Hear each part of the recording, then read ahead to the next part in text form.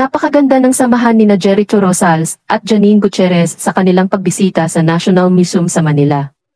Ang kanilang pagiging magkasama ay nagdulot ng mga reaksyon at spekulasyon mula sa mga namamasyal at netizens, lalo na't kabilang sila sa upcoming primetime series ng ABS-CBN na Lavender Fields, kung saan sila ay magiging co-stars. Ang pagiging matulungin ng kanilang mga escort at tour guides sa museum visit ay nagbibigay ng karagdagang impormasyon at pag-unawa sa kanilang pagbisita. Ang terno nilang mga suot ay nagpapakita ng kanilang maayos at professional na pananamit, pati na rin ng kanilang complementing looks. Maraming netizens ang nagbibigay ng kanilang opinyon at teorya ukol sa pagbisita ni Jericho at Janine, at kung ito ay bahagi ng kanilang promo para sa kanilang proyekto o simpleng bonding session.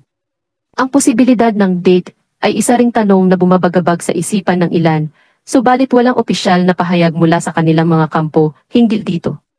Ang pagiging maayos ng kanilang samahan at pagkakaibigan ay patuloy na nagbibigay inspirasyon sa kanilang mga taga-suporta at followers sa showbiz industry.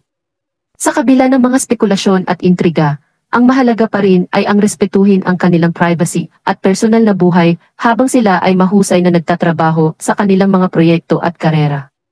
Ang mahigpit na samahan at suporta ng kanilang mga fans ay nagtutulong sa kanilang tagumpay at positibong pag-unlad sa industriya ng showbiz.